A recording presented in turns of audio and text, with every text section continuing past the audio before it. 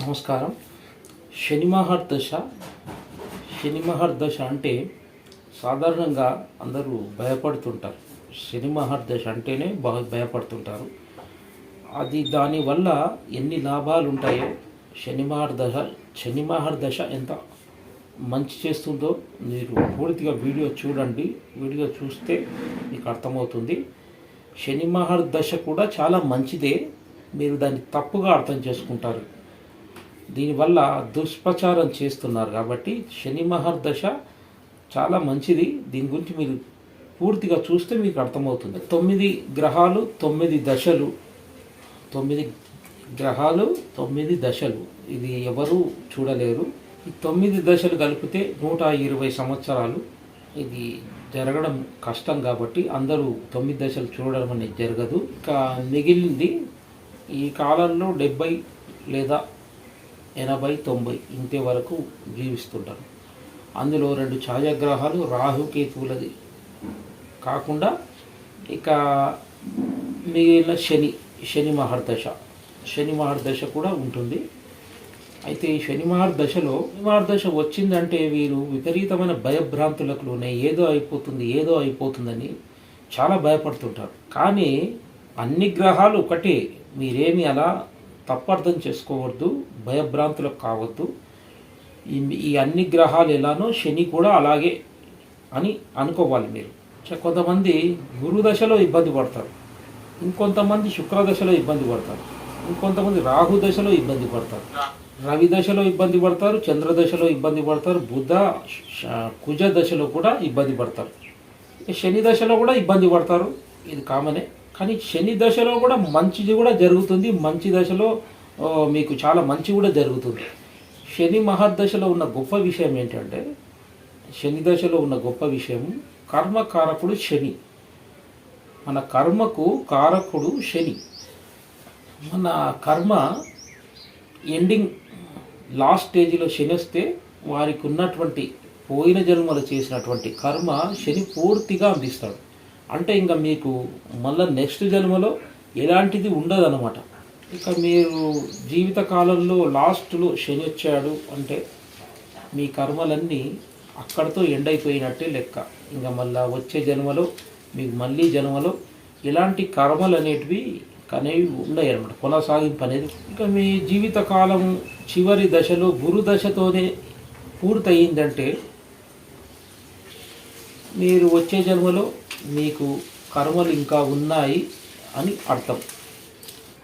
చాలామందికి శని మహర్దశ, అష్టమ శని, అర్ధాష్టమ శని, ఏలినాటి శనికి అర్థాలు తెరవై. శని మహర్దశ అంటే ఏలినాటి శని అంటారు, అర్ధాష్టమ శని అంటారు. అర్ధాష్టమ శని అంటే శని మహర్దశ అంటారు. ఎందుకంటే వారికి ఏం తెలియదు అసలు.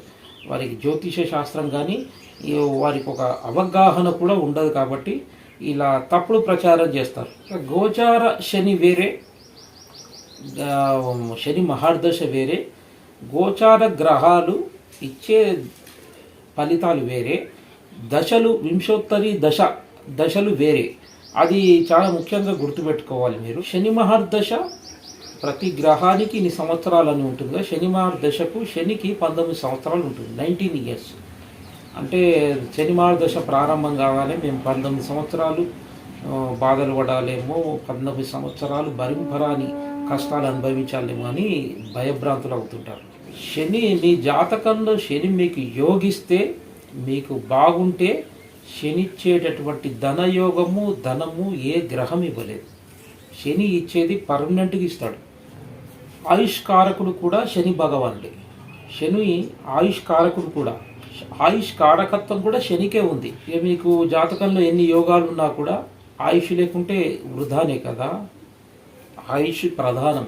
మీరు ఆయుష్ ఉంటేనే మీరు యోగాలు కానీ ధనం కానీ ఆస్తులు కానీ ఏవైనా అనుభవించాలంటే ఆయుష్ కారకుడైన శని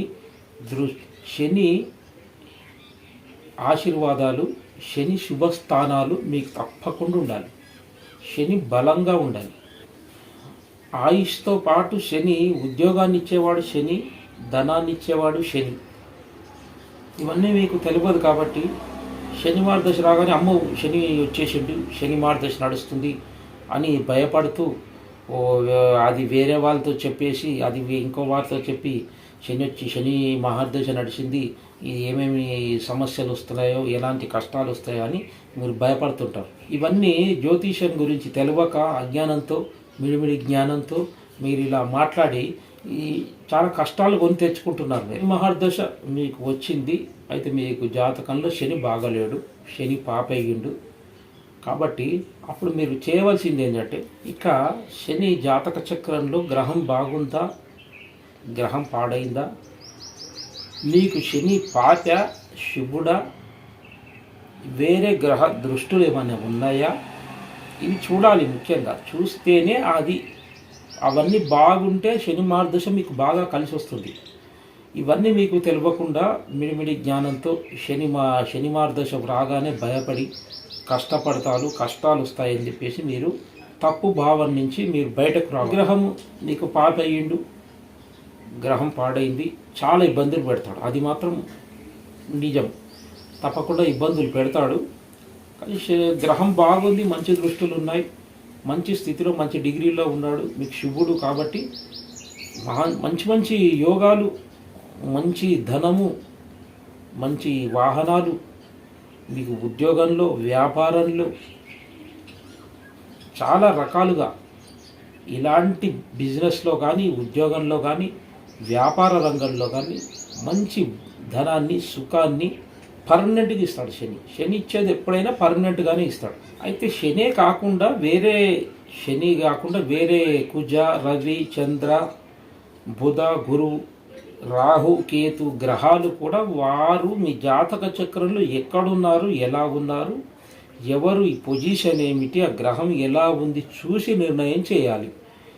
ఆ దశల్లో కూడా ఆ గ్రహాలకు కూడా గ్రహాలు పాడైనా, ఇలాంటివి మీకు పాపగ్రహాలైనా మీకు బాధించడం మొదలవుతుంది. ఇక మీకు శని గ్రహం పాడైంది, బాగోలేదు, శని మీ లగ్నానికి పాపేయండు.